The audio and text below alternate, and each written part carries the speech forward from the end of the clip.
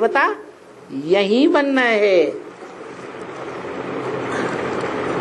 जो कहते हैं कि यहाँ हम पढ़ाई पढ़ते हैं ईश्वर की, अगले जन्म में हम प्राप्ति करेंगे, तो वो पूरी पढ़ाई नहीं पढ़ते, बाप को नहीं जानते, जो बेहद का स्वर्ग का वर्षा देने वाला है, और आत्माओं के बाप को भी नहीं जानते पूरी तरीके से, इसलिए पूरी नॉलेज नहीं ले पाते। तो बताया पहले बाप का परिचय लो, जिस बाप को पत्थर ठिक्कर में जोड़ दिया है, डाल दिया है। क्या वो कौन सा बाप है जिसको दुनिया वालों ने पत्थर ठिक्कर कण कण में डाल दिया? कौन है? शूटिंग कहाँ होती है इस बात की कि भगवान बाप को पत्थर बुद्धियों में डाल दिया, ठिक्कर बुद्धियों में डाल दिया, भित्तर बुद्धियों में डाल दिया। भीत माने दीवाल, दीवाल की तरह ज्ञान के रास्ते में अड़ के खड़े हो जाते हैं, न खुद ज्ञान लेते हैं न दूसरों को लेने देते हैं। ऐसे भित्तर बुद्धियों में भगवान बाप को डाल दिया है। बाबा बोलते हैं, बाबा बोलते हैं। कौन बोलते हैं? बाबा। आत्माओं के बाप को बाबा कहा जाता है। कहा जाता है आत्माओं के बाप को सिर्फ बाप कहा जाता है, उसका कोई दूसरा संबंध नहीं। आत्मा आत्मा भाई भाई, और वो हमारा बाप। ग्रैंडफादर बाबा भी नहीं। वो जब साकार में प्रवेश करता है, मुकर्रर रथ में आता है, तो सारे संबंध बनाता है, बनते हैं। वो हमारा ग्रैंडफादर बाबा भी है, वो हमारा मनुष्य सृष्टि में बड़ा भाई भी है। कौन है? जिस मनुष्य तन में प्रवेश करता है, मनुष्य आत्माओं के बीच वो हमारा बड़ा भाई है। बड़ा भाई माने दादा है या नहीं है? बड़ा भाई को दादा कहा जाता है। और आत्मा आत्मा भाई भाई के बाप को क्या कहा जाता है? बाप कहा जाता है। तो वो है बाप और वो है दादा। कौन? बाप कौन है? आत्माओं का बाप बाप है, सिर्फ, दूसरा कोई संबंध नहीं है। और दादा कौन है? हाँ, जिस साकार मनुष्य आत्मा में शिव बाप प्रवेश करते हैं, वो है हमारा बड़ा भाई मनुष्य सृष्टि का दादा। तो दोनों का जब मेल होता है तो कहा जाता है बाप दादा। क्या कहा जाता है? बाप दादा।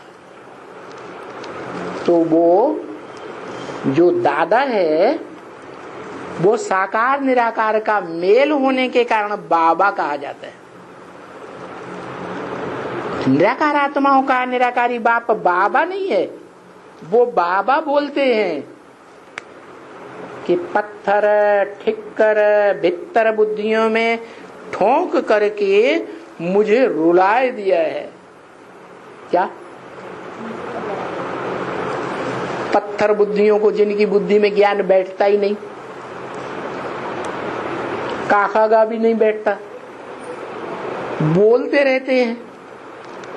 हम आत्मा को कैसे याद करें? बिंदी को कैसे याद करें?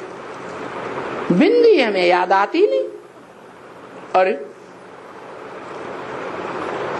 तो ये कैसी बात हुई?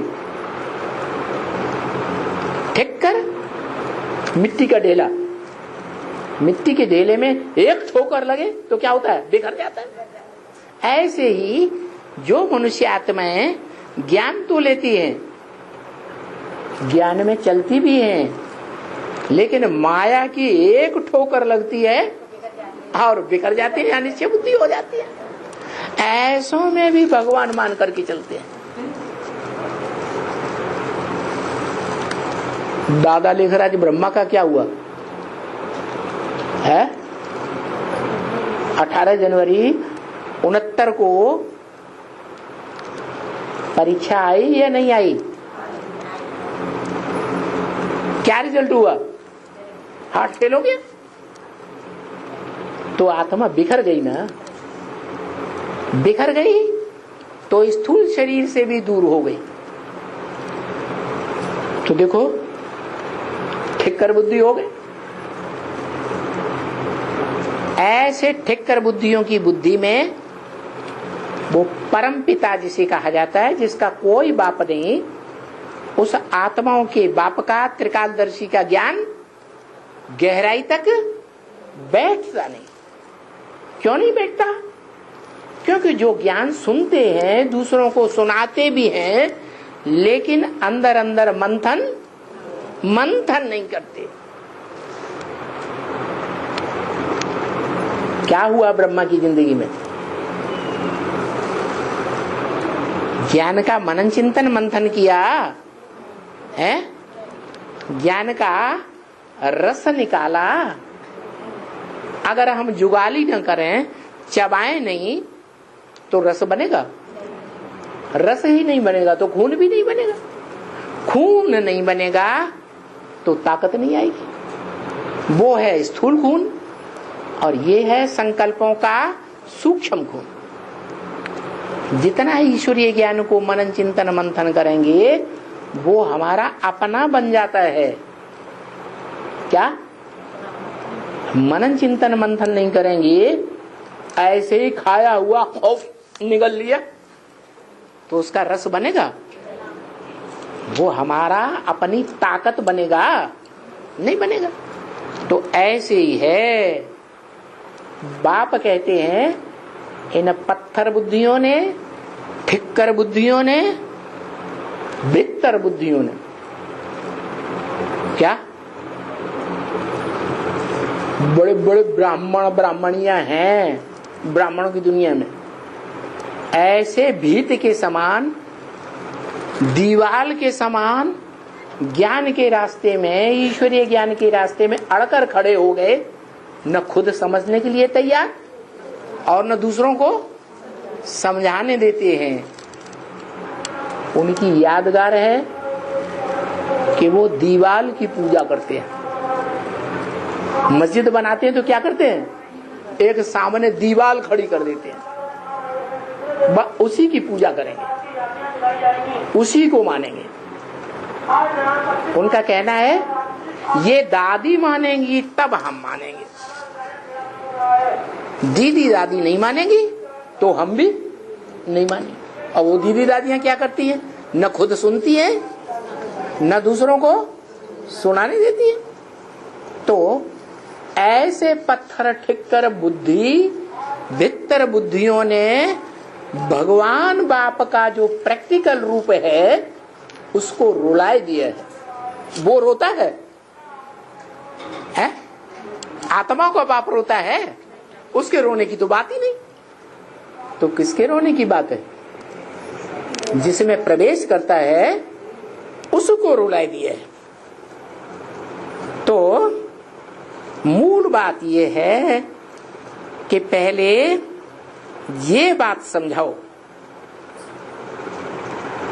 कि तुम्हारा बेहद का बाप है तो बेहद का वर्षा भी देगा ना। वर्षा क्या है? स्वर्ग का वर्षा, सुख का वर्षा। अनेक जन्मों का सुख का वर्षा, एक जन्म का नहीं। वो बेहद का बाप ही देता है। तो जिसके पास होगा वो देगा, या जिसके पास होगा ही नहीं वो देगा? है वो आत्माओं का बाप शांति धाम का वासी है या सुख धाम का वासी है? शांति धाम का वासी है। वो ज्ञान दे करके कि मैं ज्योति बिंदु आत्मा हूं, मैं ये देह नहीं हूं। आत्मा गले का हार है, वो आत्मा समझकर गले का हार डाल लो तो क्या होगा? है दुखी होंगे? नहीं होंगे। देहभान आता है तो दुख आता है, तो वो आत्माओं का बाप है। आत्माओं का बाप शांति धाम का वासी है। शांति धाम में ले जाकर बच्चों को रखता है। और सुखधाम, सुखधाम का वासी सुखधाम में बच्चों को ले जाता है। खुद सुखधाम का वासी नहीं होगा तो बच्चों को वर्षा देगा? नहीं दे सकता। तो देखो, ये पतित से पावन बनाने की बड़ी सीधी युक्ति है। और विलायत वाले भी सब जानते हैं कि भारत का प्राचीन योग मशहूर है। क्या? पुराने थे, पुराना योग। इस्लाम धर्म, क्रिश्चियन धर्म, बौद्ध धर्म वालों से भी पुराना धर्म, पुराने थी, पुराना प्राचीन योग। किसका सिखलाया हुआ है? इब्राहिम, बुद्ध, क्राइस्ट आदि ने नहीं सिखलाया। भगवान बाप का सिखलाया हुआ योग है। किसका सिखलाया हुआ? भगवान बाप का सिखलाया हुआ योग। वो योग का भंडार है। क्या क्या है? योग का भंडार है। मनुष्य सृष्टि का बाप योग की प्रैक्टिस करके योग का भंडार बनता है। आत्माओं का बाप योग नहीं लगाता, योग की प्रैक्टिस करता है? नहीं, वो योग का भंडार नहीं है। योग माने लगाओ, लगन, प्यार।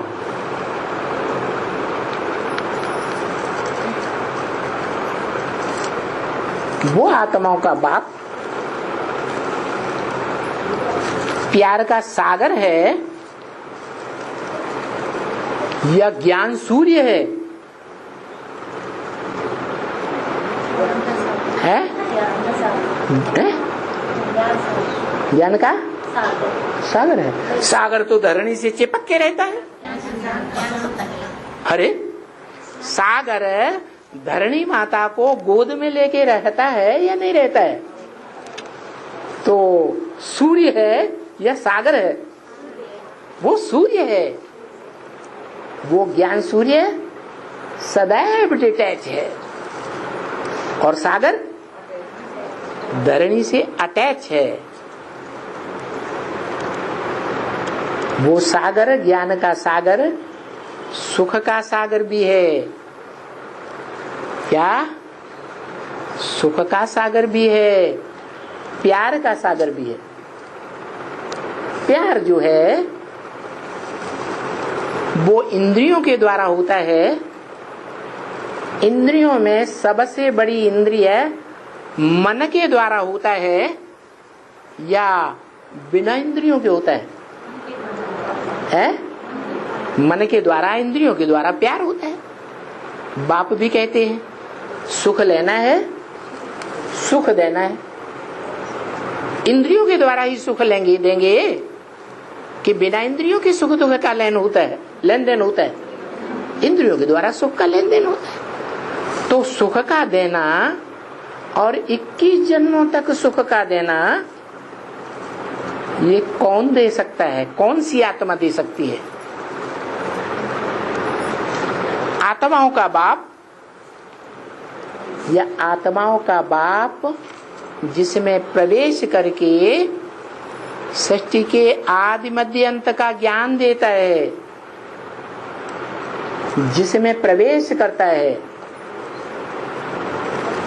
उसकी बात है।